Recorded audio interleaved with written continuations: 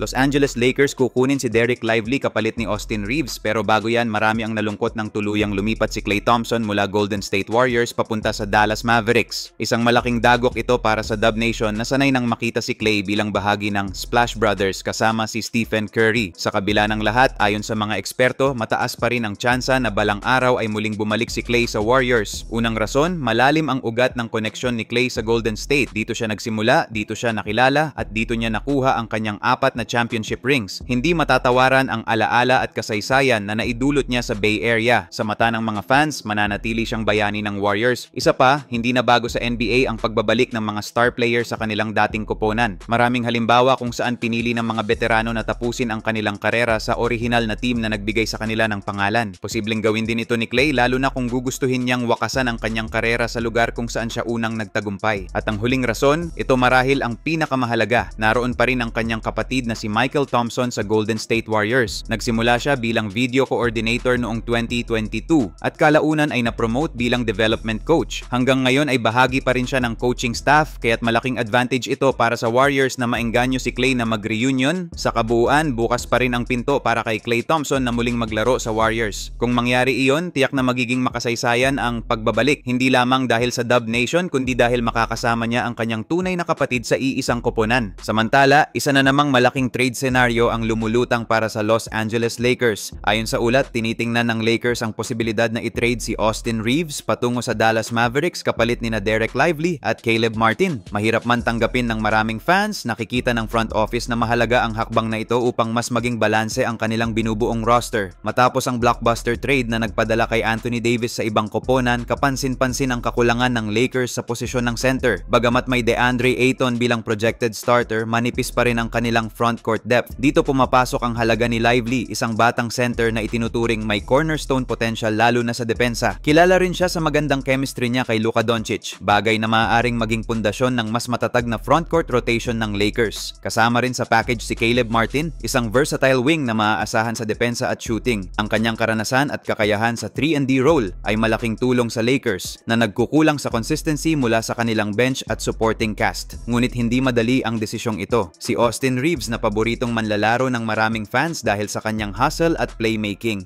Ang pagkawala niya ay maaaring magdulot ng pangamba at posibleng pagkadismaya mula sa fanbase. Gayunpaman, mula sa perspektibo ng pamunuan, limitado na ang kanyang growth bilang trade asset, samantalang ang kapalit na si Lively ay may pangmatagalang potensyal. Kung maisakatuparan ang trade, mas titibay ang depensa ng Lakers at mas magiging flexible ang kanilang lineup. Pero kung pipiliin nilang panatilihin si Reaves, mapipilitan silang humanap ng ibang paraan upang punan ang kahinaan sa gitna at mapanatili ang pagiging kompetitibo sa playoff run. Ang pag-trade kay Reaves ay maaaring masakit sa damdamin ng fans, ngunit ito ay nakikita bilang hakbang para sa mas maayos na asset management at mas magandang future fit para sa Lakers. Reaves very fancy, throws it up a Koloko, throws it down.